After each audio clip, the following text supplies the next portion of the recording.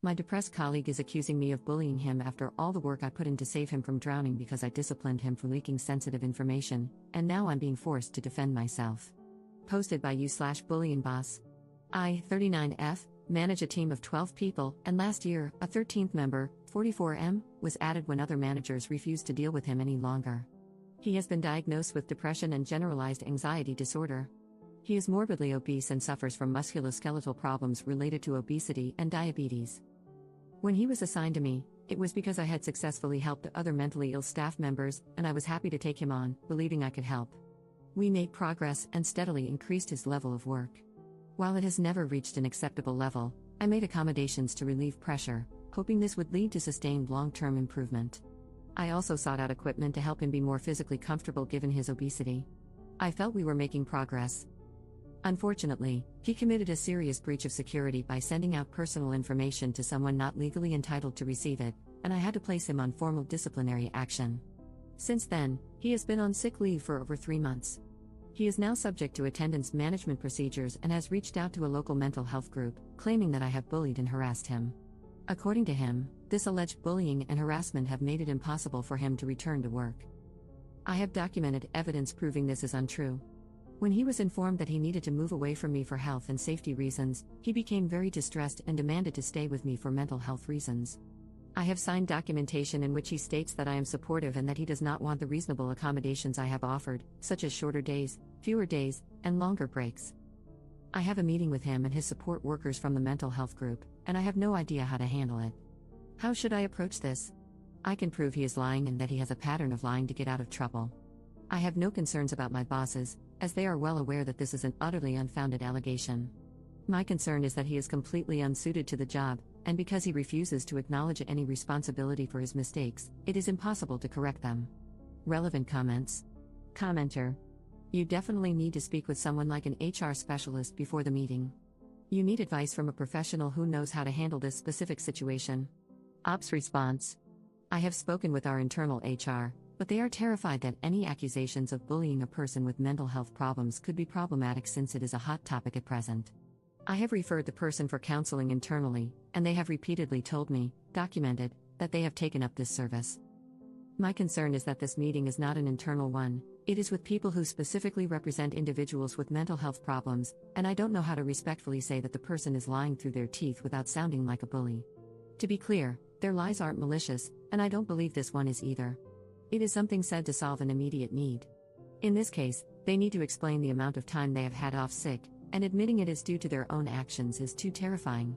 Saying, I am being bullied, frames it as something happening to them that is beyond their control. The reality is that they do have control over it, but they are so used to being the victim in all situations that they refuse to acknowledge this is not actually true. Commenter 2. Judging from your explanation here, it appears that you have an understanding and empathetic attitude toward this person and their situation. That attitude, along with the documentation you have regarding the accommodations you've offered, should go a long way in your defense. What exactly is he saying you've done to bully him? I am not a professional in this area, but I have extensive experience working with people with mental health problems in social work and education settings. Ops response. He believes that by pointing out his security breach and substandard level of work, I have bullied him. He doesn't claim that he isn't doing this, just that by expecting more, I am bullying and harassing him. I am making allowances. For example, other staff members are expected to handle approximately 16 cases a day accurately. I'm happy for him to do 2 if he does them correctly. Unfortunately, he can manage 2 cases but not correctly. By allowing him to work at a slower pace, he believes he should be granted the same margin for error as someone handling 16 cases. As such, he feels bullied for being expected to complete his 2 cases with 100% accuracy, whereas someone handling 16 cases is allowed minor errors. Op explains HR more. Yeah, HR's response is basically, fire him, but don't leave us open to a lawsuit. It's not helpful because I don't want to fire him. He's not currently in a position to do his job to the required standard, but I don't want to detrimentally impact his future. He won't resign for health reasons, as he feels it will prevent him from getting another job, and HR wants him gone without actually doing anything.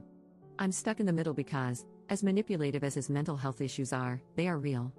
If I wouldn't get fired for doing it, I'd post a copy of the 4-page email I got from HR in response to my specific questions. It was large swathes of the DDA copied and pasted with vague remarks about support, reasonable allowances, and work-life balance. I can only assume they put someone's idiot nephew in charge of the inbox on the day I contacted them. They are centralized and notorious for not giving out specific instructions for fear of having them challenged. Their main purpose is to protect themselves. I have no idea how they keep their jobs, to be honest. Update 3 months later. Well, the meeting went ahead as planned, and thanks to the wonderful advice and tips from the people who kindly responded, I was calm and thought I was prepared. Boy, was I wrong. My colleague and his support worker were both there, and the meeting started really well. I asked how he was doing, what steps he was taking to prepare himself to return to work, etc., and nothing unexpected came up. As arranged, I brought up the allegations of bullying and asked for some specific examples to help me understand what was happening. After worrying myself sick about this, his answer was actually pretty disappointing. He gave no examples and only offered vague explanations about his anxiety making him overreact to other people's conversations, which made him feel like he was being picked on. I advised him, and my boss backed me up, that there was literally nothing I could do about that. I patiently explained that I could not ban people from talking, and I would not sit in silence to ensure that he never heard anything he didn't like. My boss stressed that his poor performance needed to be addressed and that this was part of my job, emphasizing that doing so was in no way harassment. His support worker agreed with that, and we had a brief chat about how I could better communicate. To be honest, there was nothing they said that was particularly helpful, but I did agree to be mindful of their condition moving forward. Then it got weird. I asked if there was anything I could do to help him transition back into work. This normally involves a phased return, changing to part-time hours, etc., but not this time. As I was talking, he started taking paperwork out of a folder, and I should have realized something was up when his support worker sighed deeply and slumped down in his chair. My colleague requested that he be allowed to bring an emotional support animal to work with him, namely, a support cat. We are in the UK, and this is not the norm, so I was a bit surprised. He had not settled on a breed yet but was torn between an Abyssinian and a Siamese. I thought pointing out some obvious difficulties with this idea might make him realize how inappropriate it would be. For example, I pointed out that we have a guide dog in the building for a partially sighted colleague. His name is Rufus, and he is by far the most popular person in the building, the dog, not the human, and they may not get along with a cat. He responded by telling me that it was illegal to discriminate by favoring one disability over another and that if a blind person could have a guide dog, a depressed person could have a cat. I moved on from this, clearly idiotic, point and asked how a cat would react to being placed in a pet carrier twice a day to travel to and from work. He advised me that he would train the cat. My boss became very agitated at this point, demanding, "How the hell do you train a cat?" Not to be deterred, my colleague stated that, in the worst-case scenario, he would leave the cat at work overnight and only take him home on weekends.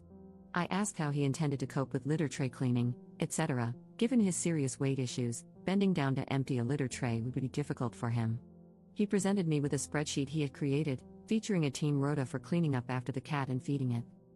He had also calculated the costs of food, insurance, and the actual price of the cat on said spreadsheet, which included an expected donation from each team member, on a sliding scale depending on how he perceived their financial circumstances. I was paying the most, as I am single, earn more, and have no dependent children. The spreadsheet was quite impressive, color-coded and everything.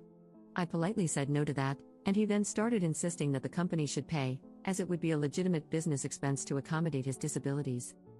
At this point, I realized my boss was still repeating, "How the hell do you train a cat?" while the support worker was shaking his head and muttering, "I told you not to do this." So, I made a unilateral decision on behalf of my company and advised him, in no uncertain terms, that we would not be buying any cats, we would not be cleaning up after any cats, because we would not be permitting him to bring any cats onto the premises. He was not happy. He complained that I was making it impossible for him to return to work. My boss took a break from his cat training mantra to say that we had perhaps gone as far as we could for the time being and that we should end the meeting at this point.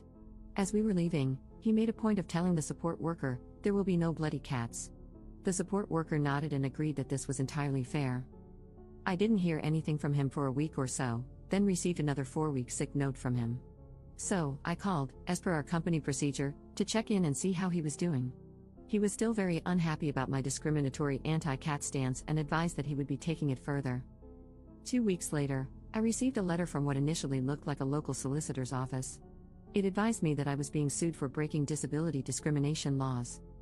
The letter itself was filled with bizarre, mainly American, legalese that seemed to be culled from Law and Order episodes. On closer examination, the letterhead had been edited to change the contact details to his home phone number and personal mobile.